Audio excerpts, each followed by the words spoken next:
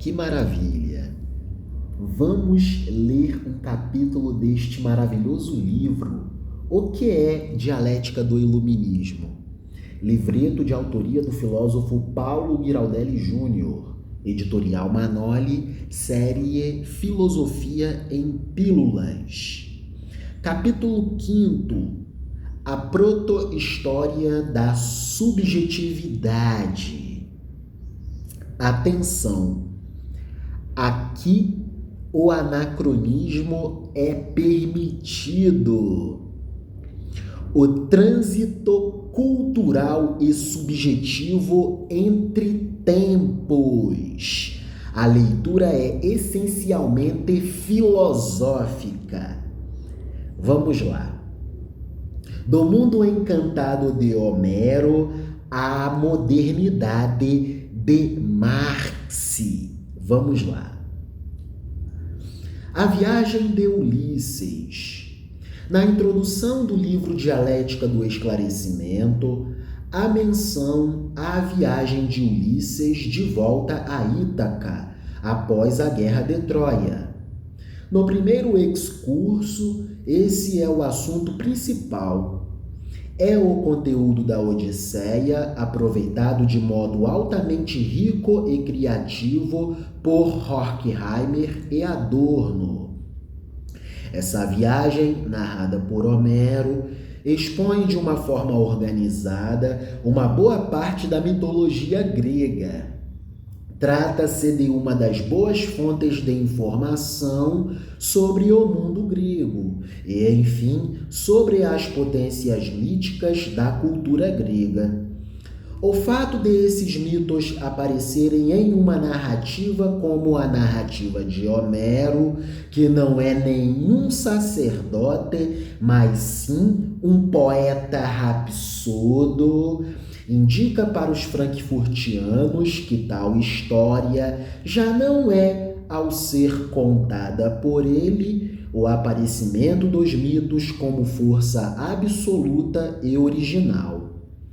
Uma vez no interior de uma narrativa, eles se apresentam como conto, como história e, enfim, é claro, como uma exposição prisioneira da linguagem. Ora, a linguagem é ela própria um elemento racional.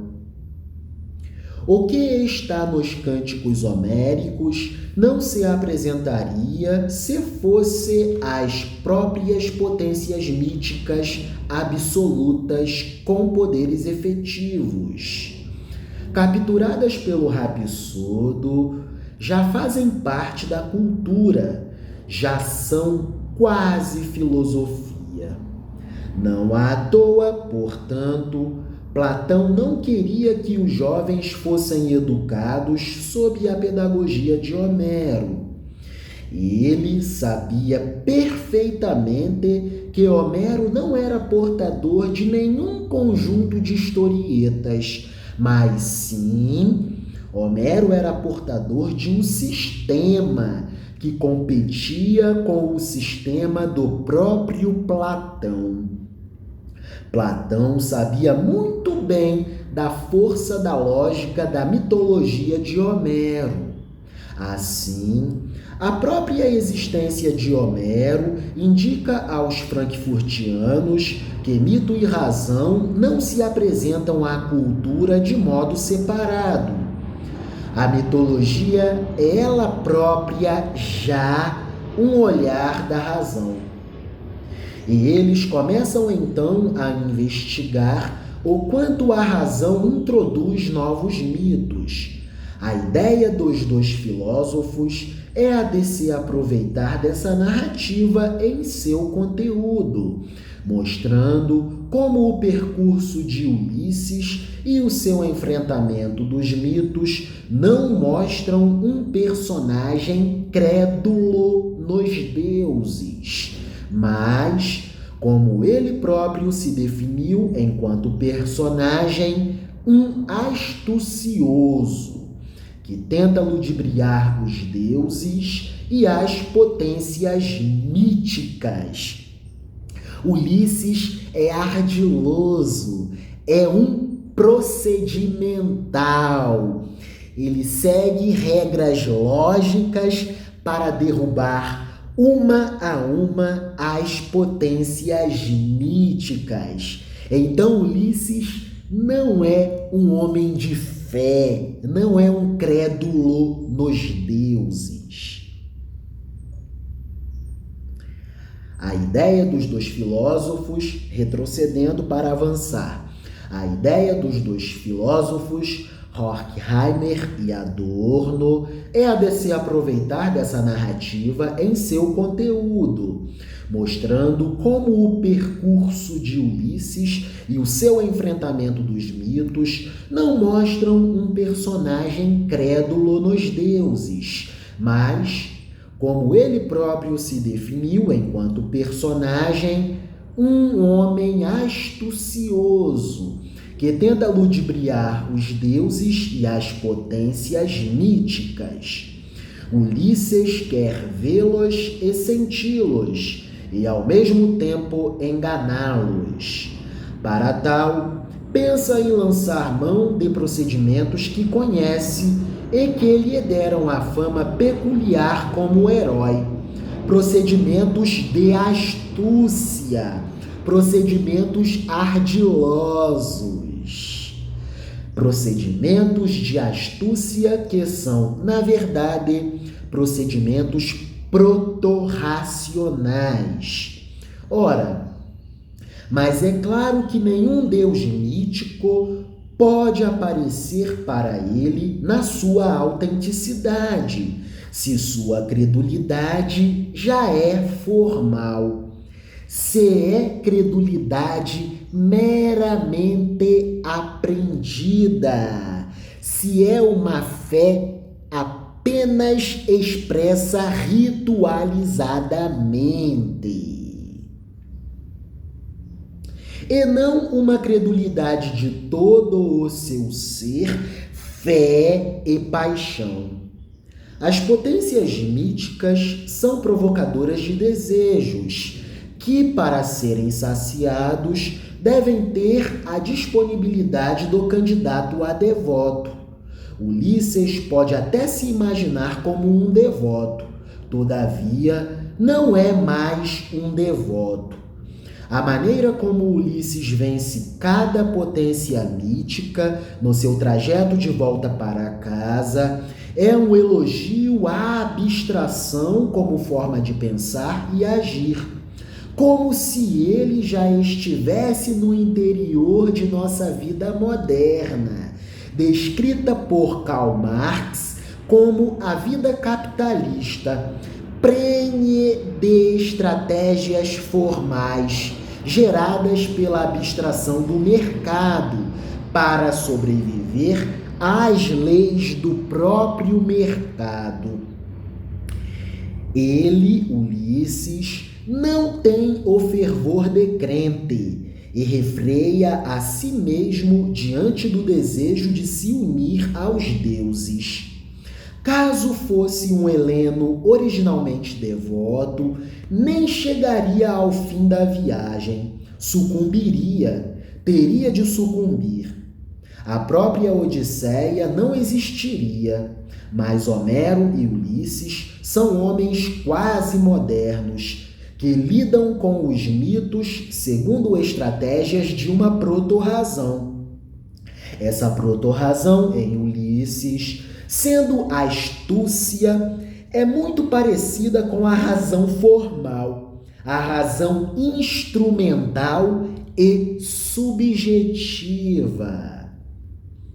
Trata-se da racionalidade que nós, modernos, diríamos que foi forjada pelo fato de vivermos no mercado capitalista o império do pensamento formal, do pensamento procedimentalizado e da ação burocrática, como o marxismo de Adorno e Horkheimer se apresenta. Mas o que seria sucumbir ao mito?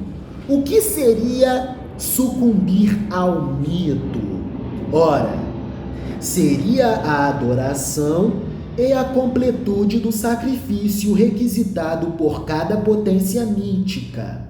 Só podemos ter contato efetivo com um Deus se não acendemos a luz, senão, caso contrário, o iluminamos.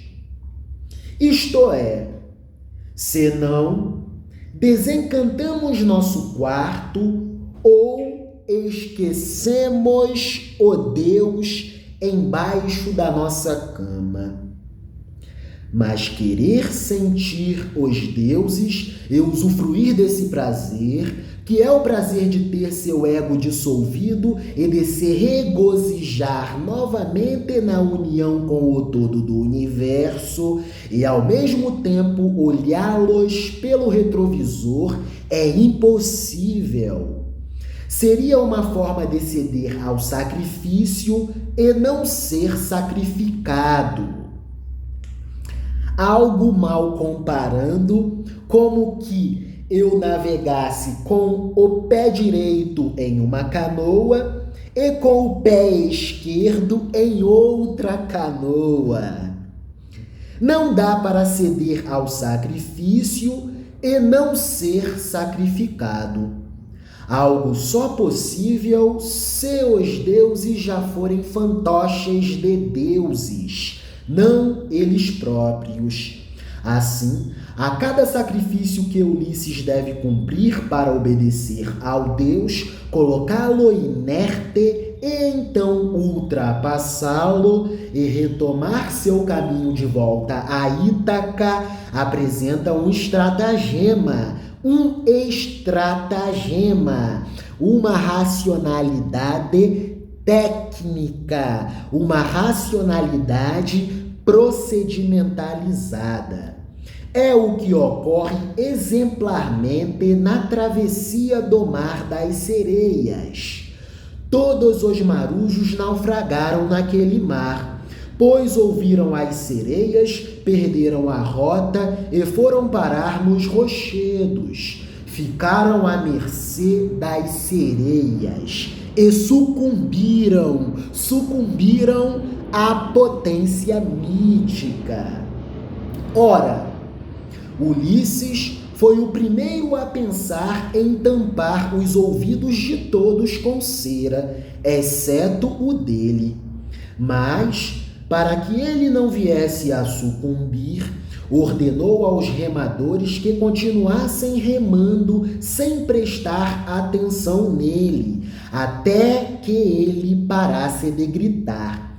Ele, Ulisses, estaria preso ao mastro da embarcação por cordas, muito bem amarrado, de modo a não poder pular no mar e ir ao encontro das sereias, ou tentar parar o navio. A estratégia deu super certo.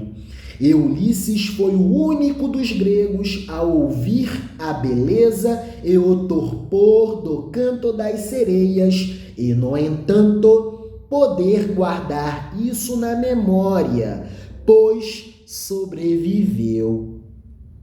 Verdade isso?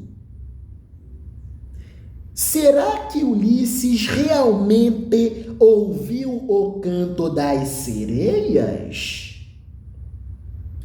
O frankfurtiano Walter Benjamin escreveu algo fantástico sobre isso, que colaborou em muito para o pensamento de Adorno e Horkheimer, em especial na confecção do livro Dialética do Esclarecimento. Ele pergunta: será que uma pessoa tão preocupada com cordas, cera e estratégias teria mesmo como ouvir o canto das sereias? Em outras palavras, Ulisses já não estaria se pondo como homem moderno, proprietário de terras e com um ego formado como um Aufklärer que a todo dia prevê para prover? Ora, um ego nessas condições é capaz de submergir ao sacrifício e para tal ouvir canto de sereias? Não, definitivamente não. Ulisses não ouviu sereia alguma. Tudo que ele escutou foram os seus próprios gritos. E quando se cansou de gritar, e o barulho do mar se alterou, dando a impressão de alcançar novo lugar, ele colocou fim ao pseudo-ritual. O ritual que não era um sacrifício.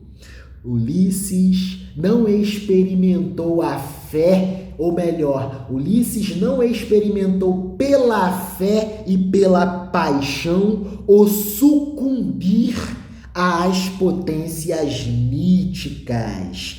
O verdadeiro regozijo e catarse em transcendência no relacionamento com as potências míticas era apenas procedimento, um passo a passo. Ulisses a todo momento cumprira um ritual, um tutorial para conseguir voltar a Ítaca. Um verdadeiro tutorial. É Ulisses com um texto injuntivo na mão, um passo a passo, um ritual. Ó vida sem graça, ó vida sem cor. Ulisses, um homem tão chato como um homem moderno. O ritual é cumprido meramente formalmente, como todos os processos de uma sociedade de mercado. O ritual é cumprido formalmente, como todos os processos de uma sociedade de mercado. O que ocorre é a troca formal, a concordância de Ulisses com a lei dos mitos, mas uma concordância matreira, uma concordância cheia de mutretas, uma concordância cheia de ardilosidades. Para tal feito, leva-se em conta apenas a letra da regra e não o espírito. Outro episódio no mesmo plano, que também aparece Vamos fluir. Outro episódio no mesmo plano, que também aparece no livro dos Frankfurtianos, é o episódio de Ulisses enganando o gigante de um olho só, o Ciclope Polifemo. O gigante grita: "Quem está aí?", procurando Ulisses, e este responde: "Ninguém." Pois Odisseu é de fato, etimologicamente, ninguém. Vejam só a matreirice, a malandragem. Assim, malandramente, Ulisses mente e não mente ao mesmo tempo. Cumpre a regra de responder ao gigante, não foge, está presente diante da potência mítica e responde para assim poder ficar realmente próximo. Mas, ao responder dizendo que é ninguém, é deixado de lado pelo Ciclope. O Ciclope não vai perder tempo em perseguir o que não existe, o ninguém. Todos os mecanismos de Ulisses são desse tipo. São procedimentos matreiros, apenas tutoriais. Que homem chato esse Ulisses! Toda sua viagem se apresenta como o desenvolvimento de um eu que é nutrido pela razão meramente instrumental, pela forma de racionalidade na qual importam somente os meios. e os fins estão além ou aquém de discussão. E tudo que ele, Ulisses, faz é no sentido da autopreservação desse ego em formação. Como Kant ordenou, insistindo que o homem moderno, o Aufklärer, é o que pensa por si mesmo, faz uso de sua própria razão, Ulisses está pensando por si mesmo, está deliberando por meio de sua razão, mas sua razão não delibera segundo preceitos que não os preceitos da estratégia. Ele é Ulisses, o herói ainda não romântico, que não tem nenhum drama de consciência, mas já tem uma série de elementos do eu moderno, uma série de elementos da subjetividade moderna, uma subjetividade toda procedimentalizada para a vida na sociedade moderna, na sociedade capitalista. Ele é Ulisses, o herói ainda não romântico, que não tem nenhum drama de consciência, mas tem já uma série de elementos do eu moderno, principalmente essa capacidade de seguir formalmente, no limite burocraticamente, seguir formal e burocraticamente todas as regras equivalentes àquelas regras postas entre um Heleno e seus mitos, e diferentemente de qualquer outro Heleno, mostra-se capaz de passar pelas potências míticas. Essa viagem de Ulisses não é apenas uma viagem de vitória dele sobre os mitos, é ao mesmo tempo uma derrota própria, uma vez que ele não pode usufruir de nenhum contato com os deuses e de nenhuma fruição de seus desejos, que só viriam a se efetivar no mundo encantado.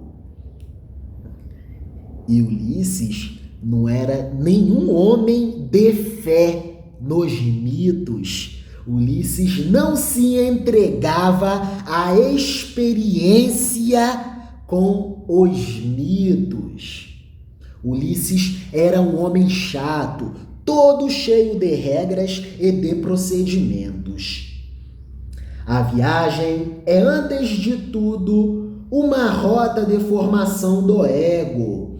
É uma espécie de fenomenologia do espírito, onde há a apresentação das etapas da constituição da consciência que irá se formar como espírito. Mas que espírito chega a Ítaca na forma de Ulisses? Que ego é obtido ao final da viagem? Ora, o fim da narrativa mostra um Ulisses que impõe um telos sangrento. Há a terrível morte dos pretendentes que cortejavam Penélope. E isso de uma maneira que não poderíamos considerar como um episódio não matreiro. Vamos seguir a tempo.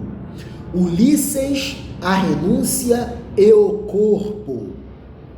Em vista da constituição do ego, do qual Ulisses é o protótipo preferido, pode-se perguntar, mas qual o problema dele se formar preenchido pela razão instrumental? A resposta a essa pergunta, para além da óbvia afirmação de que a razão instrumental é uma razão incompleta, leva à observação do que ocorre no tipo de sacrifício pago por Ulisses. O ritual de sacrifício é um ritual de troca, seja ele o ritual de sacrifício de troca formal, que é o executado por Ulisses, seja ele o ritual de sacrifício de troca real, que é o sacrifício do devoto autêntico, o sacrifício do homem de fé. Todavia, o aparente ganho que há em se comportar como o primeiro, que é aquele sacrifício meramente ritualizado, que é o sacrifício de Ulisses, o aparente ganho que há em se comportar como o primeiro é exatamente a perda, que é o que ocorre no segundo. O segundo, que é o sacrifício do devoto, o sacrifício do homem de fé, o segundo perderia a vida, pois, segundo as leis do mito, sucumbiria no sacrifício. O homem de fé sucumbiria ao sacrifício, se relacionaria com a potência mítica, ou melhor, se relacionaria com as potências míticas. O primeiro sobrevive, mas o preço que paga já é o preço de estar praticamente morto, ou melhor dizendo, reificado, coisificado. Ulisses, com uma subjetividade toda reificada, uma subjetividade toda coisificada, se tornou a coisa e não mais o sujeito. O sujeito é o devoto, o homem de fé, aquele que se entrega ao relacionamento com as potências míticas.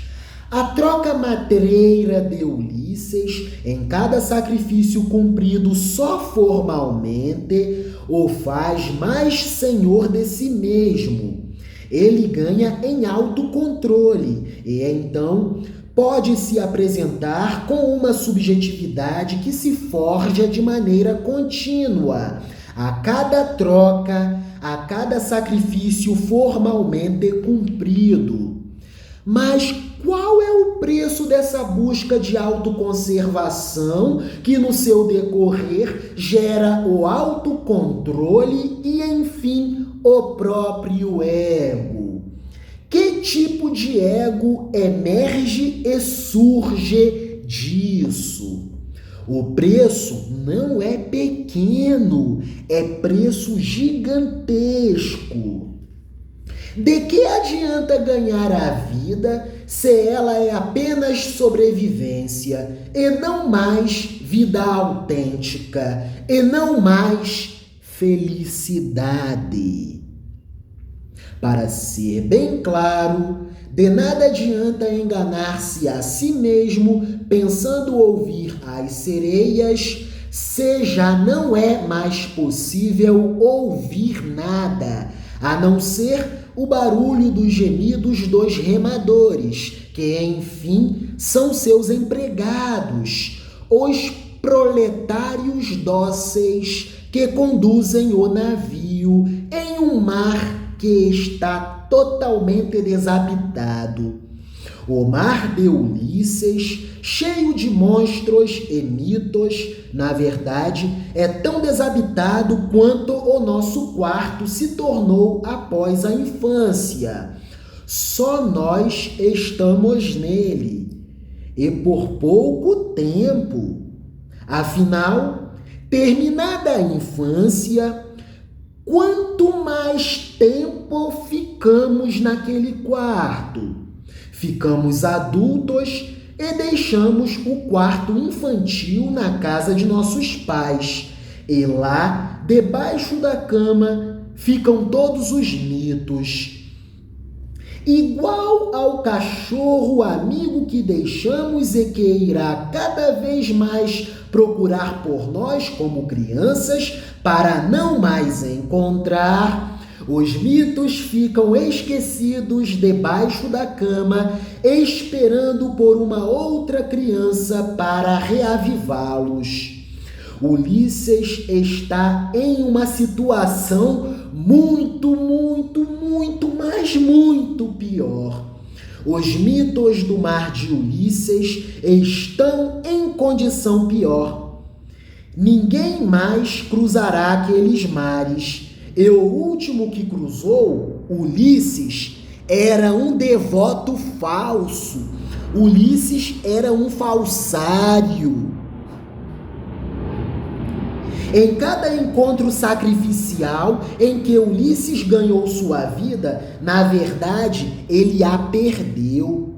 Ganhou apenas mais um episódio de renúncia de instintos e de desejos. E o sacrifício se petrificou em seu corpo, como uma cicatriz a mais.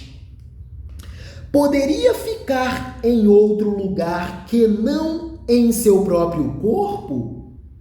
Já não é Ulisses, a cada logro de uma potência mítica, um homem tipicamente moderno? Ou seja, aquele burguês que não pode mais viver plenamente e, portanto, se apresenta reificado tanto quanto seus empregados? Sim, a cada passagem em que vence um Deus, ele assim faz porque se tornou pedra, transformou-se em algo mais endurecido, mais incapaz de deixar sua sensibilidade e seus sentimentos ditarem o caminho.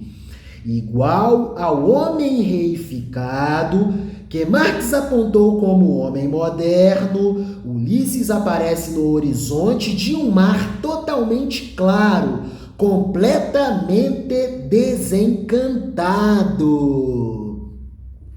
Ulisses, no mundo encantado de Homero, vivendo como um homem moderno. Ulisses, um homem muito chato, um homem que não tinha liberdade, apenas seguia procedimentos para garantir o pão do dia, para garantir a sobrevivência do dia, e não podia se dar a liberdade de se entregar à experiência mítica. Pensem. A cada passagem em que vence um Deus, Ulisses assim faz porque se tornou pedra, transformou-se em algo mais endurecido, mais incapaz de deixar sua sensibilidade e seus sentimentos ditarem o caminho, incapaz de exercer a liberdade. Igual ao homem reificado que Karl Marx apontou como o homem moderno, Ulisses aparece no horizonte de um mar totalmente claro, completamente desencantado. Chega a Ítaca pronto para impor a sua vontade a seus rivais e os conduz à morte. Viver a celebração dos desejos e deixar os impulsos livres é poder sentir a felicidade de guiar-se pelo perigo real, pelas emoções de um mar mítico. Todavia, isso não foi possível para Ulisses. Ele é um herói de 1000 façanhas, mas não um herói de 1000 aventuras. Quando hoje contamos as versões reescritas que temos de Homero, não dizemos para as crianças: vamos falar das aventuras de Ulisses. Não temos essa coragem, não temos coragem de dizer isso. Falamos sim.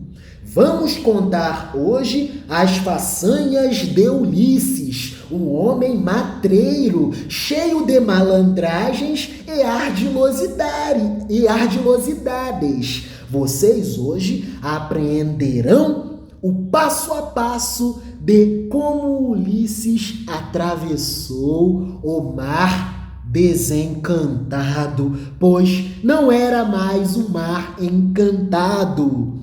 Ulisses foi o último a atravessar um mar que já era desencantado. Ulisses não experienciou a vida, apenas cumpriu procedimentos. Um herói de 1000 façanhas. Não há vida, há apenas sobrevivência. Quando Ulisses termina a viagem, ele não está formado como uma consciência que se faz espírito. Ele é um ego, sim, mas um ego mirrado, pobre, desespiritualizado.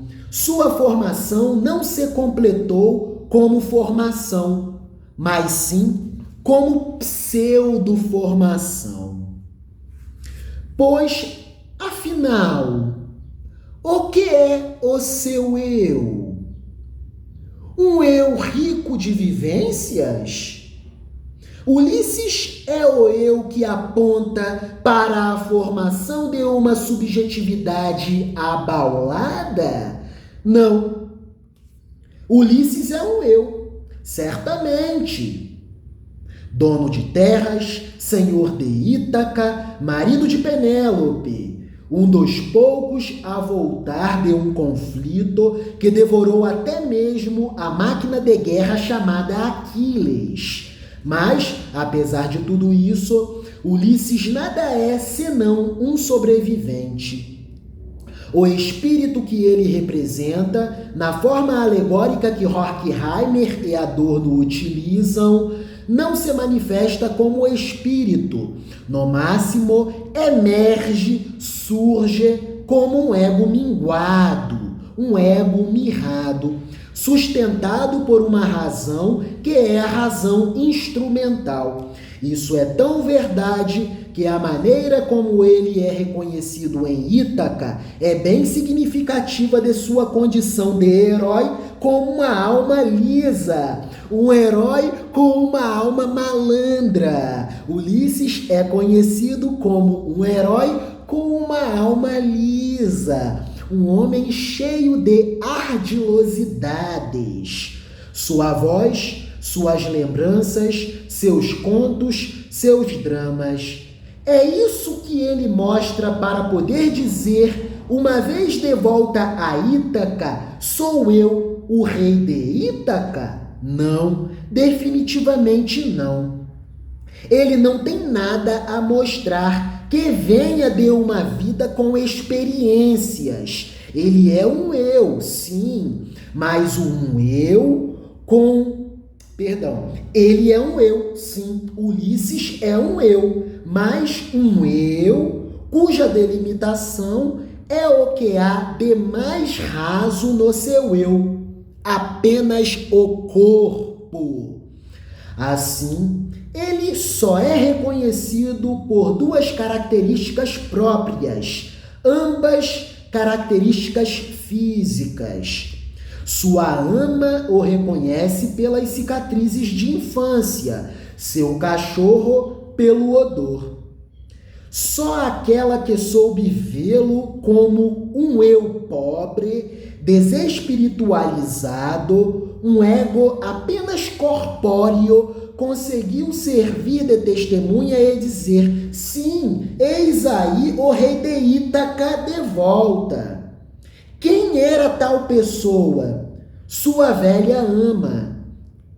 Não estaria essa ama completamente senil? Talvez ela tenha se enganado e viu em Ulisses um impostor. E seu cachorro? Não seria fácil enganar o olfato de um cão?